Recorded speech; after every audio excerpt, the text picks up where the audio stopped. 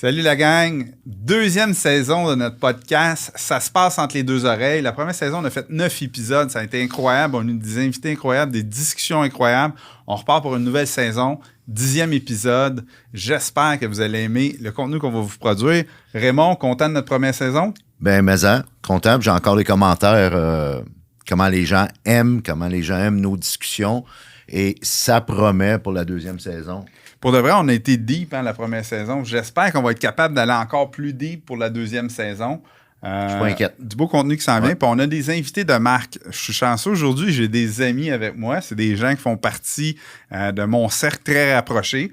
J'ai appris à les connaître en amitié pour commencer. Puis ensuite de ça, business. Puis je les vois aller depuis plusieurs années. Je pense que Élodie Girard, ça fait quoi? Ça fait 5-6 ans qu'on se côtoie. Ça fait une couple d'années qu'on travaille ensemble, courtière immobilière. Oui. Depuis 3 ans, je pense. Non, depuis 5 ans. Depuis 5 ans aussi? OK, Oui. tu étais déjà courtière quand je t'ai rencontré. Oui. Parfait. Puis Olivier Lepage, spécialiste de promesses d'achat, de flip, d'immobilier, prospection. Oui, prospection, flip, vente de promesses d'achat. Super. Et en plus, Olivier, la première fois que moi j'ai fait ta rencontre, puis je suis allé dans un de tes événements, il était le gars qui montait sur une chaise pour dire « Votre attention, s'il vous plaît, parce qu'il voulait te présenter. » C'est parfait. Comme ça, je l'ai connu. Ben oui. Ça fait longtemps qu'on suit Olivier. Ça fait peut-être depuis plus autour de 2012-2013, quelque chose du genre. Ça fait longtemps qu'on se connaît. Oui, mais ça fait plus longtemps que ça qu'on se connaît, mais niveau immobilier, là, on s'est retrouvés 2012-2013 dans les premiers événements des Mordus. Oui. À l'époque, je pense que tu collaborais avec mon prospecteur. Oui, exact. Donc, puis là, c'est là qu'on a renoué. Ben oui. Ancien voisin de ma conjointe. Ah oui? En plus, oui. hein? Fait que, tu sais, je me trouve une nouvelle conjointe. Finalement, tout le monde se connaît là-dedans. C'est vraiment le fun. Donc, super. Aujourd'hui, c'est simple. Hein? Raymond est notre mentor et notre gourou. On lance des pistes de discussion. Puis, on veut savoir comment ça se passe entre les deux oreilles pour toutes sortes de choses. Donc, à travers votre parcours, vous avez eu un certain succès. Puis, qu'est-ce qui fait entre vos deux oreilles que ce succès-là est peut-être plus facile à atteindre, que ce succès-là est plus agréable à vivre? Fait qu'on s'en va dans toutes les directions avec ça. Oui. Tu en penses, Raymond? Bonne idée. Et on pourrait peut-être lui demander en 1-2 minutes, se présenter. Exact.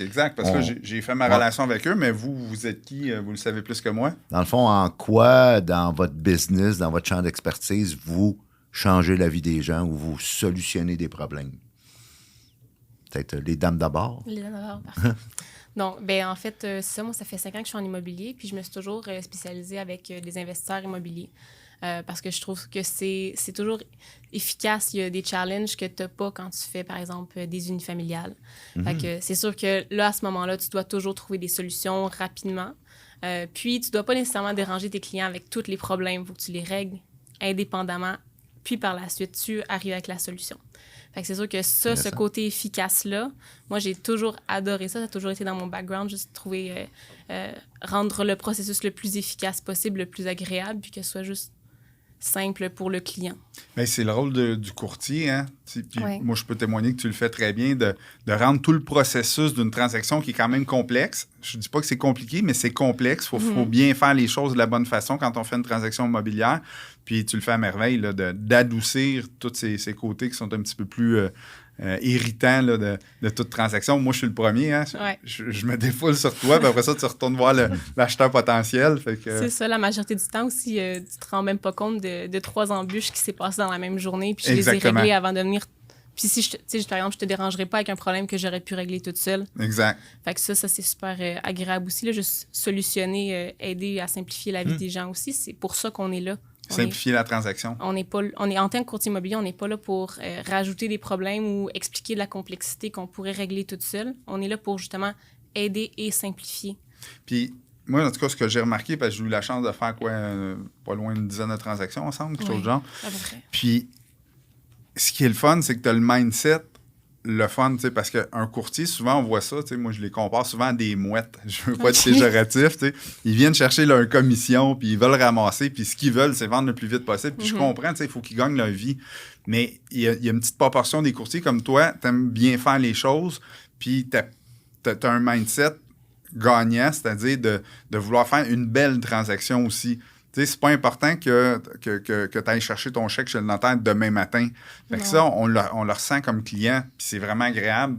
C'est pour ça qu'on travaille presque exclusivement avec toi, là. C'est parce qu'on sent que tu es là pour les bonnes raisons, puis apporter le bon service. Parce que, tu sais, on veut tous faire beaucoup d'argent dans la vie. Ouais. Mais si on a le mauvais mindset pour faire beaucoup d'argent, on travaille tout le temps fort pour faire beaucoup d'argent. Puis je pense que tu as la recette pour amener ça à fidéliser une clientèle. Puis étant donné que tu te spécialises un petit peu plus avec les investisseurs immobiliers, bien, c'est des... Tu sais, un citoyen normal vend une maison ou deux par vie. C'est ça. Un investisseur immobilier, c'est une ou deux par mois. C'est plus de résiduel aussi. Si tu es capable d'avoir la loyauté des gens puis de leur amener un petit peu plus... Ben, moi, c'est ma première carrière, fait que c'est sûr que j'ai appris vraiment avec le courtage immobilier, puis le service à la clientèle, c'est super important. Le but, c'est pas juste de faire une transaction, puis au revoir, on se reparle dans 10 ans. Là. Le but, c'est vraiment de fidéliser une clientèle, puis c'est comme n'importe quoi. Quand tu vas acheter à l'épicerie, quelqu'un, tu sais, qui va venir 4 fois dans le même mois acheter la même chose, mais si tu réussis à fidéliser ta clientèle, tu peux avoir beaucoup plus qu'une transaction aux 10 ans avec eux. Fait que, non, très fidèle à IGA. Être avare à la transaction, là, puis pas penser à ton client en premier, c'est pas winner. Oui, c'est vraiment important. Olivier, de ton côté? Ouais, j'aime ça, qu'est-ce que tu dis. J'ai quasiment le goût de t'engager, sérieux. Tu devrais. Le pire, c'est que ça ressemble un petit peu à moi aussi, dans le sens où moi, j'ai 2 volets. J'ai le volet avec les vendeurs puis le volet avec les acheteurs. Comme je revends beaucoup de promesses d'achat, le volet avec les vendeurs, qui est plutôt transactionnel, comme on disait tantôt, les vendeurs vont vendre 1-2 maisons par année, par vie, excuse-moi. Fait que c'est très transactionnel. Fait que moi, l'objectif de ma business, c'est de rendre la transaction simple et facile. Rendre une transaction hors marché simple et facile aux vendeurs. Parce que moi, je fais juste du hors marché. Ça veut dire que c'est pas affiché sur MLS, c'est pas affiché nulle part. C'est des gens qui ne veulent pas nécessairement transiger avec un courtier, qui veulent pas s'afficher au grand public, mais qui veulent quand même vendre leur maison. Puis pour une raison X, puis il y a multiples raisons. Je me fais demander fréquemment c'est quoi la raison pourquoi ils vendent moins cher. Mais pour une raison X, ils veulent vendre de façon simple, de façon rapide, de façon discrète. Donc, ils m'appellent. Moi, je m'en vais les voir. Je leur propose une promesse d'achat immédiatement, après ma visite. Puis après ça, on enligne le notaire, puis c'est réglé. Mm-hmm. Fait que pour eux, c'est comme une grande paix d'esprit de ne pas avoir à faire visiter par plusieurs personnes, d'avoir inspecté. Ils connaissent pas trop des fois. Parce qu'évidemment, toi, tu ne veux pas habiter toutes ces maisons-là. Fait que, tu sais, l'inspection, la visite, c'est un petit peu moins important. Tu connais la moyenne d'âge des maisons, tu es habitué. Fait que, tu sais, je ne conseillerais pas à quelqu'un qui achète une maison pour habiter, de ne pas faire inspecter quand c'est la première fois qu'il fait ça. Mais tu as des centaines de transactions en arrêt de la cravate. Fait que quand tu arrives devant la maison, tu regardes l'âge, tu regardes l'état à peu près, tu sais déjà combien d'argent on va avoir à mettre dedans pour remettre ça à jour. Exact, fait que c'est simple. Puis je vais environ offrir entre 70 et 80 % de la valeur marchande. Fait que la marge de manœuvre fait en sorte que, même si je me trompe un petit peu d'une coupe de 100$, ça ne change pas grand-chose en bout de ligne. Mm-hmm. Puis versus l'autre côté qui est avec les acheteurs, qui ressemble beaucoup au côté avec un courtier que j'essaie de les fidéliser. Donc, tu sais, l'investisseur qui, lui, va prospecter, il veut chercher des maisons, il veut faire des flips, il veut faire de l'investissement immobilier. Moi, j'y rends la vie facile parce que j'y apporte sur un plateau d'argent à la transaction qui est déjà négocié, qui a déjà un budget évalué pour les rénovations, qui sait déjà exactement combien il va pouvoir revendre, combien de temps ça va prendre parce que j'ai tout déjà fait ça d'avance. Fait que lui, ça y rend beaucoup la vie facile. Fait que lui, il peut se concentrer sur ses travaux, sur ses investissements, puis mettre de côté la prospection, puis me laisser faire cette partie-là. Super. C'est excellent.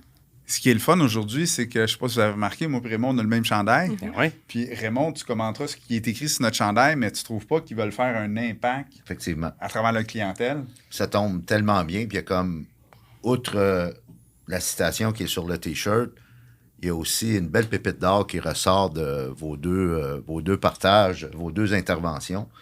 Bon, premièrement, le T-shirt. Faire un revenu, making an income while making an impact, c'est la façon de, puis vous semblez le faire très bien, de jouer ce que moi j'appelle the infinite game, la game infinie. Mm-hmm. Parce qu'il n'y a pas de ligne d'arrivée.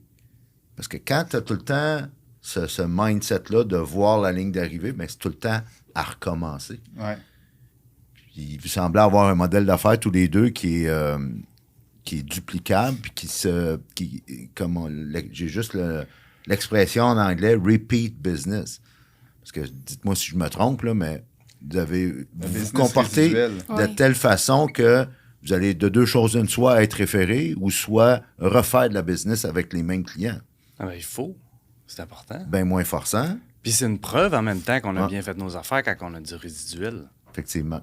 Oui, parce que ce qui est cher, pas juste en argent, mais en énergie, c'est le coût d'acquisition d'un client. Ah ouais. Une fois que tu as acquis ce client-là, ben après ça, si c'est un client qui va revenir, qui va reconsommer ton produit ou ton service, bien évidemment, ça devient plus facile. Et à chaque fois que tu refais de la business avec, il connaît ton modèle d'affaires, tu connais ses besoins, donc les deux travaillent moins fort. Ouais. Moi, des fois, je vois des gens qui sont justement dans le domaine de l'immobilier, mais ils changent de courtier à chaque fois. Et à chaque fois, ils se plaignent que c'était difficile. Mais oui, mais tu laisses pas le temps au courtier de comprendre tes besoins, de comprendre comment est-ce que tu travailles, puis de s'habituer à toi. C'est comme changer d'employé toutes les semaines. Ouais. Tu reformes quelqu'un qui n'a pas le temps de devenir bon, puis tu le mets dehors, puis Ouais. tu recommences. Évidemment, il faut que tu laisses la chance au coureur. Ben oui. Ben oui, puis recréer une nouvelle relation avec quelqu'un, ça prend beaucoup plus d'efforts, de temps, d'énergie que juste entretenir puis prendre soin d'une relation à long terme. Ouais. Fait qu'en termes d'efficacité, c'est beaucoup mieux prendre soin d'un client que prendre soin de 10 Puis il y a à la moitié. confiance aussi à Ouais. travers ça. Ouais. Dans le bâtissage, ça se dit-tu? Le bâtissage d'une relation. Dans la a construction d'une relation, elle dit, on a compris. Bien, la confiance vient tranquillement pas vite. Tu sais, ça prend plusieurs mois, plusieurs années avant qu'il y ait une confiance. Mais une fois que la confiance est établie, bien, il y a des choses qui se font beaucoup plus facilement. Oui, absolument. Puis vous me semblez être deux entrepreneurs qui, au-delà de vouloir faire de l'argent, puis ça c'est correct, c'est très noble, on est en business parce qu'on veut améliorer notre sort puis passer au prochain niveau, puis monétiser notre champ d'expertise, mais vous me semblez aussi servir une cause, c'est-à-dire la façon dont vous avez témoigné, comment vous faites la business. Vous êtes là pour le client, vous êtes là pour votre marché, pour votre avatar, employer une expression de marketing, pour lui simplifier la vie. Puis ça, c'est une façon de jouer la game. Puis quand je parlais de Infinite Game tantôt, c'est que souvent en affaires, avant qu'on commence à faire ce qu'on fait, il y a des gens qui le faisaient. D'une certaine façon, en tout cas, Ben oui. au minimum. Et quand on va être parti, il y a des gens qui vont le faire encore. Ouais. Donc, il n'y a pas de ligne d'arrivée. Alors, tu contrôles juste comment tu joues la game. Tu contrôles juste comment tu as fait ta business, comment tu roules ton entreprise, comment tu sers tes clients. Puis on a un exemple vraiment aujourd'hui dans notre podcast que c'est ça que même si vous êtes dans deux domaines d'activité qui sont quand même pas nécessairement pareils, oui, vous êtes en immobilier, C'est connexe, mais c'est pas le même c'est ça, modèle d'affaires. vous le faites de la même façon. C'est-à-dire pour solutionner des problèmes et pour le faire de la bonne façon pour que c'est centré sur le client. Mais Absolument. je me souviendrai toujours, là, quand j'étais jeune, puis je suis tombé dans le Tony Robbins, là, puis la croissance personnelle, il y a une chose que je me rappellerai toujours, c'était les 6 besoins humains que Tony Robbins parlait, puis les 2 derniers que les gens oublient souvent, qui étaient la croissance puis la contribution. Ouais. Ouais. Fait qu'à un moment donné, tu fais la business, justement, puis tu atteins des objectifs et tout, mais tu te sens pas nécessairement comblé tant que tu n'as pas contribué à quelque chose en dehors de toi, puis que tu n'as pas une croissance. Tu sais, L'épanouissement est tellement Exact. sous-estimé Oui, dans le bonheur, dans le succès. Parce que tu sais, le succès, souvent, c'est calculé en argent. Tu sais, dans notre Parce que tête, c'est là, le facile à succès, calculer c'est combien? l'argent. C'est ça, c'est facile à calculer. J'ai tant dans mon compte, j'ai du succès. C'est ça. J'ai telle voiture, j'ai du succès. Tellement bon. Mais ça garde tellement vide en dedans. L'épanouissement, par contre, va te remplir de bonheur, va te remplir Ouais. d'énergie, va te donner du gaz pour aller plus loin. Fait que, tu sais, s'épanouir, en tout cas, si les gens qui écoutent, ils n'ont pas ce sentiment-là, c'est ça qui va permettre de déclencher puis de passer au niveau supérieur. Parce que moi, en tout cas, quand j'ai compris ça, ben finalement, ma carrière était beaucoup plus facile, puis ça a commencé à exploser de tous les côtés. Puis là, à un moment donné, je vais coudonc, c'est donc bien rendu facile. C'est pas que c'est rendu facile, c'est que j'ai poussé assez longtemps dans la bonne direction. Et la bonne direction était, c'est plus important pour moi m'épanouir, avoir du plaisir, faire ce que j'aime, que de simplement gagner des sous. Oui. Fait que, tu sais, ça vient tout changer la game. Là. Ça Et prend je du veux, temps aux gens exact. avant de comprendre. Je veux remercier Olivier de nous amener là avec les 6... comment tu appelles ça? Les 6 besoins les 6 de... besoins fondamentaux. Fondamentaux, ouais. Je vais faire un parallèle avec la pyramide de Maslow. Mhm. Parce que il y a quelque chose de deep. Là. Tu parlais de deep tantôt. quand on y pense, tu regardes la pyramide de Maslow, puis je la connais pas toute par cœur, là, mais on sait que le premier niveau, c'est tout ce qui est sécurité, manger, avoir un toit, et ainsi de suite. Ouais. Dormir. Elle va remarquer, il n'y a personne qui va se suicider parce que ce premier niveau-là n'est pas comblé. Tu regardes, là, on voit des itinérants partout, là, dans les centres-villes, puis dans les rues en milieu urbain. On voit des gens qui en arrachent, on voit des gens qui n'ont pas de toit, qui ont de la difficulté à manger. C'est pas eux qui se suicident. Puis c'est malheureux, parce que quand tu regardes ce phénomène-là, c'est des gens où le 3e ou 4e niveau n'est pas comblé de la pyramide de Maslow. Que ça peut être soit la reconnaissance, ça peut être se sentir utile, ça peut être le sentiment, le fameux purpose, là, l'épanouissement, le sentiment de réalisation. Quand ça, c'est pas là, c'est là qu'à un moment donné, tu tombes en dépression. Puis ultimement, ben, il peut arriver des conséquences graves à ça. Fait que c'est souvent, malheureusement, l'humain ne travaille pas ça en premier. C'est-à-dire, pourquoi tu te lèves le matin? Puis le fait que tu te sois levé le matin, qu'est-ce que ça donne dans la vie des gens? Quand tu réponds à ces deux questions-là, après ça, tu vas trouver une business qui est payante. Après ça, tu vas trouver une cause qui est monétisable puis qui peut te permettre de bien vivre. Mais il faut faire ça en premier. Puis je veux surfer là-dessus un peu aussi, là. Quand on parle de croissance, là, pour être précis, là, savoir exactement c'est quoi, parce que moi, j'ai eu des difficultés avec ça, comprendre, tu sais. Moi, c'est ça, je me sens pas bien quand je réussis puis j'atteins mes objectifs. C'est que si tu n'es pas en train de faire des efforts et des actions enlignés vers un objectif valable, c'est très difficile de bien te sentir. Tu vas sentir du plaisir instantané, de la joie. Je me suis acheté un nouveau char, j'ai rencontré quelqu'un, j'ai magasiné, whatever. Mais pour être comblé, c'est vraiment de pousser des actions, puis des... Qu'est-ce que je dis? J'ai perdu ma ligne, mais actions et efforts alignés vers un objectif valable. Oui, effectivement. Exact. Exact. Mais c'est les chemins qu'on prend souvent. Hein? Tu sais, on prend le mauvais chemin, on a le mauvais résultat.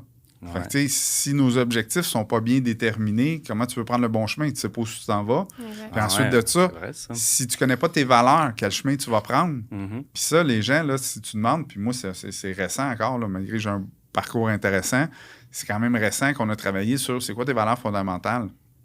Qu'est-ce qui est non négociable? Où est-ce que les gens autour de toi n'ont pas le droit d'aller parce que ça, là, ça vient tout changer la donne, là. Puis si tu apprends après ça à t'associer à des gens qui ont les mêmes valeurs fondamentales ou des valeurs fondamentales qui sont complémentaires, tu sais, qu'il n'y aura pas de distorsion entre les deux, mais ça va aller beaucoup plus facile. Ben oui. Et moi, je le vis beaucoup en immobilier parce que justement, moi, mes valeurs fondamentales, quand j'ai commencé l'immobilier, j'avais comme 23 ans. Fait que, ils disaient faut que tu sacrifies tes week-ends, tes soirées, faut que tu te fasses ça tout le temps, faut que tu sois toujours disponible. Mais moi, ma famille, c'est vraiment ma priorité. Là. C'est sûr que je vais pas gaspiller du temps avec mon neveu de 2 ans, qu'il n'y aura plus jamais cet âge-là. Je vais plus jamais revivre ce moment-là avec lui. Pour quelqu'un qui est pas préqualifié, qui est pas sérieux, puis que s'il est intéressé, je te garantis qu'il va venir demain ou après-demain. Exact. Fait que ça m'a pris des années avant de faire mon horaire pour que tout le monde soit servi parfaitement, puis que moi, je me respecte en même temps. Mais c'est super important parce qu'après ça, tu te sens pas bien. Tu commences à du resentment aussi envers ta carrière parce que tu manques tout ce qui est important. Puis, fait qu'il faut vraiment faire... faut te mettre tes barrières. Puis, ce que j'aime avec les investisseurs immobiliers, quand on parle d'association, c'est que la majorité du temps, c'est des gens d'affaires. Eux, ils veulent visiter la semaine, ils veulent pas visiter le week-end. Ouais. Le week-end, si je t'appelle le samedi, tu n'as probablement pas le temps de me répondre parce que tu es avec ta famille. Exact. Fait que ce que j'ai avec les investisseurs, c'est que presque dérange-moi pas le week-end. Appelle-moi lundi matin à la place. Ouais. C'est vrai. Fait que je me suis vraiment... C'est un excellent choix, t'as fait. C'est vrai. Ça rejoint avec mes valeurs parce que j'ai plein de clients, pas juste toi. Il y en a plein que le week-end, ils vont me voir mon appel, ils vont me répondre par texto, on en reparle lundi. Je connais pas trop. Pas de trouble, c'est ça qu'on veut. Ouais. Fait que l'association, c'est super important, puis qu'il soit bien aligné à tes valeurs aussi, si ça fonctionne. Il faut montrer, puis ça, c'est le même pas juste en business avec les clients, c'est le même dans la vie avec nos relations. Il faut montrer aux gens comment nous traiter. Parce que souvent, les urgences, moi, je pose la question souvent, est-ce que c'est une urgence ou une urgence ressentie? Parce que souvent, c'est juste des urgences ressenties. Il y a une grosse différence entre les deux. Ouais. Ah oui. J'avais une cliente à un moment donné, coach en dossier de crédit, et elle recevait des appels, évidemment, vous pouvez comprendre, une coach en dossier de crédit, quand elle reçoit des appels, c'est toujours urgent. pour le client, pas pour elle. Mhm. J'ai dit, ferme ton téléphone, mets-le en mode avion 55 minutes par heure. Parce qu'elle disait, elle se plaignait, j'ai jamais le temps de faire mes dossiers, de travailler mes choses. J'ai dit, en mode avion jusqu'à 55. À 55, rouvre ton téléphone, réponds aux urgences s'il y en a eu. Fait que si je t'ai appelé à E20, puis que tu me rappelles comme 30 minutes plus tard, c'est honnête. Oui. Surtout si maintenant je sais que je suis habitué que c'est comme ça que tu fonctionnes. Fait que j'aime ça que tu es à un jeune âge quand même, relativement, que tu as décidé de mettre des balises puis de certains paramètres, que voici comment je fonctionne, voici c'est quoi mes valeurs, puis je suis sûr que tu es bien là-dedans. Mais moi, je suis bien, mais c'est sûr qu'il y a toujours des exceptions. Là. Il y a toujours des samedis qu'on va travailler, puis ça va me faire plaisir, puis des dimanches aussi, mais tu sais, c'est pas tout le temps, puis tout le monde ne veut pas nécessairement que je les dérange avec ça. Mais surtout, c'est à ton choix. C'est ça. Ben, si je peux trouver une solution encore, c'est une question de solution. Si je peux trouver une autre solution qui va avantager tout le monde en même temps, je vais la prendre. Si je peux pas en trouver, il n'y a pas de problème, on va le faire. Mais si je peux trouver une solution, je vais le faire. Fait que c'est plus ça. C'est intéressant. Pour enchérir sur ce que tu dis, là, tu sais, toi, tu t'es associé justement avec des courtiers immobiliers. Mais l'entourage, là, à quel point c'est important, l'entourage. Puis quand on est jeune, qu'on grandit, on choisit pas notre famille. Puis les amis, ben, c'est les gens qui sont proches à l'école, ici puis ça. Ils sont plus physiquement proches que vieillissant, proches de nos valeurs. ouais, en vieillissant, tu sais, justement, il y a des divergences de valeurs, des choses comme ça. Puis c'est tellement important de t'associer puis de t'entourer de gens qui veulent aller où est-ce que toi, tu veux aller aussi, ou qui sont déjà où est-ce que toi, tu veux aller. Ça va te propulser, là. C'est hyper important, l'entourage, pour le mindset, justement. Et Raymond dit souvent, tu sais, dans l'entourage, ce qui est important, c'est d'être capable de soustraire. Parce que, tu sais, dans ton entourage, comme tu disais, il y a des gens qui t'ont comme été imposés. Tu sais, ton meilleur ami de jeunesse à 4 ans, 5 ans, 6 ans, là, sur la rue, là, c'était le voisin. T'avais comme pas le choix. Tu pouvais pas aller 6 maisons plus loin. C'était celui qui était plus proche. Vous jouez ensemble, vous traversez la clôture d'Atit. Mais est-ce que ce voisin-là, c'était vraiment la meilleure personne pour être ton meilleur ami? Tu as découvert à socialiser avec cette personne-là. Mais comme tu dis, en vieillissant, là, tu as le choix, puis tu as le temps, puis tu as la maturité, puis tu as l'intelligence émotionnelle de pouvoir dire « Je suis pas obligé d'avoir des amis dans la vie. » Puis les gens qui me suivent, puis la famille qui me suit, je dis pas « Arrête de parler à tout ton monde », mais les gens qui te tirent vers le bas, ça sert à rien de les garder proches. C'est ça. Une prise de conscience. Comme tu dis, moi, je dis souvent, parfois, dans ton équipe de rêve, tu vas avoir des gens à congédier virtuellement. Maintenant, ta famille, si tu tiens absolument à les voir, parfait, mais sois conscient, est-ce qu'ils te tirent vers le haut ou l'inverse? Et protège-toi, prépare-toi. Moi, j'ai un de mes très bons clients qui a atteint, comment dire, dans le monde des affaires, des niveaux vraiment respectables. Là, plusieurs, il approche le 100 millions de chiffre d'affaires. Il y a encore ses amis de jeunesse, sauf qu'il les voit une fois par année ou deux, un trip de skidoo, un trip de moto. Il est le seul qui est capable de tout payer pour tout le monde parce qu'ils ont tout comme, en tout respect, là, pas son niveau à lui. Mais il l'a accepté, sauf que quand vient le temps de se nourrir, lui, ben, il va voir d'autres présidents de compagnie. Il va dans des masterminds avec des gens qui sont non seulement de son niveau, mais souvent d'un niveau supérieur à lui. Ouais. Il y a une vieille quote qui dit arrange-toi tout le temps pour être le plus pauvre de ta rue. Ouais. Exact. Mais c'est ça, tu sais. Mais on a tous beaucoup de volets. Fait qu'il y a des gens, par exemple, tes amis d'enfance, ils peuvent t'amener un bonheur temporaire, mais c'est pas... Tu crées des boundaries comme ça, tu les vois une fois par année, 2 fois par année. Mais eux, ils t'amènent un bonheur que les présidents d'entreprise n'ont pas t'amener. Fait chaque humain est tellement complexe qu'il y a plein de volets. Fait que c'est bon aussi de garder ces gens-là, mais juste avec des boundaries. Ah ouais. Moi, personnellement, ça va faire 13 ans que je connais ma femme actuelle, 13 ans que je vois dans sa famille, et à chaque année, ils sont différents. C'est-à-dire, il y a un écart qui se creuse, et à chaque année, c'est comme si on ne les reconnaît plus, parce que l'écart s'est encore creusé. C'est correct. On passe une couple d'heures dans le temps de Noël ou un événement familial, puis quand on sort de là, ben il y a comme Mais ça se passe entre nos deux oreilles. Parce ça. que pour de vrai, je vis la même chose. Il y a des membres de la famille qu'on voit moins souvent. Il y a des membres de la famille que c'est... l'écart se creuse de plus en plus. Par contre, à chaque fois que je vais les voir, si j'arrive avec le bon mindset, je passe un excellent moment à me souvenir d'où ce que je viens, là. Parce que, exact. il faut se souvenir d'où ce qu'on vient pour se rappeler où est-ce qu'on veut aller pour s'enligner dans la meilleure direction. Puis, tu sais, jamais j'échangerais ces petits moments-là. Fait que, tu sais, des fois, on est en couple, puis on dit, il y a telle ou telle réunion ou tel groupe de la famille qui aimerait ça nous voir. Puis là, on fait, OK, on est très occupé dans la vie, il y a plein d'affaires. Mais, tu sais, on a toujours ce petit côté-là qui dit, non, il faut aller là. C'est important, nos racines, qu'est-ce qui se passe, de où est-ce qu'on vient. Puis, tu sais, cet écart-là qu'on réalise avec ces gens-là, parce qu'on se voit de moins en moins souvent, qui se creuse, ça nous permet de comprendre le travail qu'on a fait sur nous autres mêmes. Tu sais, c'est pas péjoratif ce que je dis, là. Ils sont probablement aussi, si c'est pas plus heureux que moi, dans leur façon de se développer puis d'enligner leur vie. Mais pour moi, c'est pas satisfaisant. J'ai besoin de plus que ça. Quand on parlait d'épanouissement, puis de se sentir rempli, c'est pas de cette façon-là que je vais y arriver. Mais à chaque fois que je les vois, j'ai des bons souvenirs. Je me souviens puis là, je vais le dire de façon, ça a peut-être l'air péjoratif un peu, mais je me remets comme à leur niveau. Tu sais, je me remets comme, je reste dans ce niveau-là. Puis ça, c'est pour se protéger. Parce que si je pars avec mes rêves puis mes grosses histoires, premièrement, je leur fais peur. Et là, ils vont essayer de me décourager. Puis là, je vais repartir de là, c'est plat. Mais si je me remets à leur niveau, puis je dis, hey, là, je mange du blé d'Inde tranquille, puis c'est pas grave. Puis on parle pas de business, puis on parle pas de rêve, puis on parle pas de Tony Robbins, parce que, tu sais, il y a bien du monde, ça leur fait peur. C'est un peu comme la religion, ça. Tu sais, t'arrives, tu parles de religion dans un groupe qui va pas à l'église. Moi, tu peux m'en parler, je suis un gars super ouvert, mais il y a des places, tu vas parler de religion, ça va soit faire de la chicane, ça va soit faire du... Ils vont te repousser, puis je connais pas trop ça, j'aime pas ça. Fait que, tu sais, il faut faire attention, là. Tu sais, on va conclure sur ce volet-là de l'importance des associations. On a parlé dans les dernières années, à cause de la crise sanitaire, de contagion.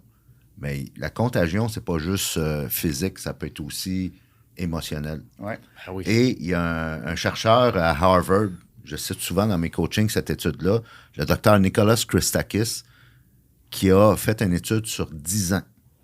Puis ça s'appelle l'influence cachée des réseaux. Pas les réseaux Facebook, Instagram et compagnie, le réseau humain, physique. Et il a découvert que cette influence-là va jusqu'à 3 niveaux.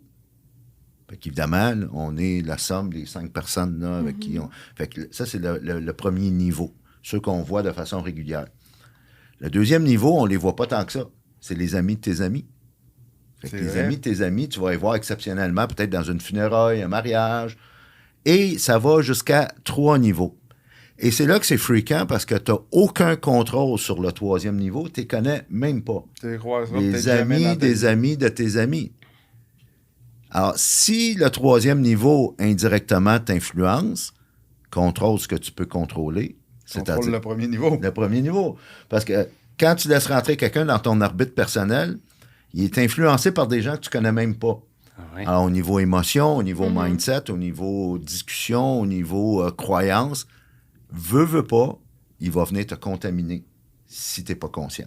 Définitivement. Il faut vraiment en prendre conscience. Faut vraiment être conscient. Puis j'aimerais ça renchérir sur ce que j'ai dit tantôt. Tantôt, je disais, je me descends à leur niveau, mais aussi, je m'augmente peut-être à leur niveau. C'est ma perception à moi. Ouais. C'est peut-être moi qui augmente à leur niveau à eux autres, ainsi que l'inverse. La seule place où que le niveau descend tout le temps, c'est dans la chambre de hockey. D'accord avec ça? Ouais. Là, ça descend tout le temps d'une couple de degrés. Moi, j'appelle ça être caméléon. Ouais. Tu t'adaptes. Tu sais que moi, mais pareil, là, j'ai de la famille avec qui tu peux pas avoir certains types de conversations, mais c'est pas grave. On peut parler d'autres choses. Puis je vais avoir autant de C'est plaisir. une fréquence différente, tout C'est simplement. ça. C'est juste adapte-toi à la personne avec qui tu es, puis va chercher le bonheur que cette personne-là peut t'apporter. Tu es beaucoup moins en conflit dans ce temps-là. Ouais, ben oui. Parce que, tu sais, si tu accroches sur le fait qu'ils sont pas au même niveau, que ben, si tu t'adaptes, t'es bien. Si tu accroches là-dessus, Tu fais des tu conflits. brûles du temps, puis tu fais du conflit, puis tu veux t'en aller. Puis... Fait que je pense que c'est une belle façon. Ouais. Le temps passe vite. Notre entrevue tire déjà à sa fin. Puis j'aurais le goût, là, pour terminer, là, pour conclure ça, c'est une belle note. La thématique, c'est « ça se passe entre les 2 oreilles ». En 1 à 2 minutes, là, nous raconter une situation, un épisode, une aventure dans votre business, là, dans votre champ d'activité où ça s'est vraiment passé entre les 2 oreilles. Soit un défi, soit une victoire. Contrôler son stress, contrôler ses pensées, contrôler son discours.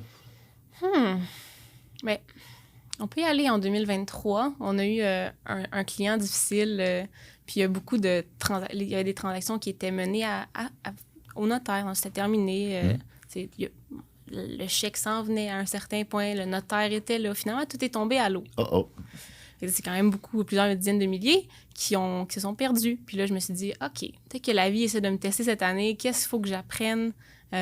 Puis au lieu de le voir puis de me laisser abattre pendant 2 semaines, de me dire, oh non, j'ai perdu tout ce temps-là, 6 mois de travail pour rien. J'aurais pu travailler avec d'autres clients à la place. Je me suis vraiment dit, bon, OK, là, j'ai quelque chose à apprendre. Qu'est-ce que je vais pouvoir faire mieux la prochaine fois? Honnêtement, Là, j'ai fait j'aurais la aimé liste. à ton âge avoir cette maturité-là. Je serais milliardaire aujourd'hui. Tu as eu à Ça contrôler s'est passé entre l'histoire, les deux oreilles. Là. Oui, contrôler le narratif. vraiment, parce que ça aurait été facile. Ouais. Ça aurait été facile de me dire comme, j'ai perdu 6 mois. Je sais Mais bien là, faire tu sais quoi que l'objectif t'as et fait? tout. Tu as vraiment pris le temps de te parler au lieu de t'écouter. Mm-hmm. Parce que souvent, quand ça va mal, on s'écoute. On s'écoute, ben on se plaint dans nous autres mêmes, puis c'est normal.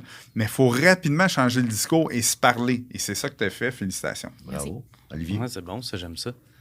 Moi, je vais faire une belle boucle avec tout ça. Moi, Ouais. je me rappelle, avant que je fasse partie d'un mastermind, j'avais des aspirations et tout, mais jusqu'à un certain niveau, puis je commence déjà à être pas si pire, puis je trouvais pas personne ici au Québec pour essayer de m'enseigner qu'est-ce que moi je voulais faire. Fait que j'ai été aux États-Unis voir qu'est-ce qui se passait là-bas. Puis c'est là que je me suis rendu compte que c'était entre mes deux oreilles que j'avais beaucoup de limitations parce que quand je me suis transposé là-bas, puis j'ai parlé avec les gens là-bas qui faisaient 10 fois plus de business que moi, je pensais même pas que c'était possible.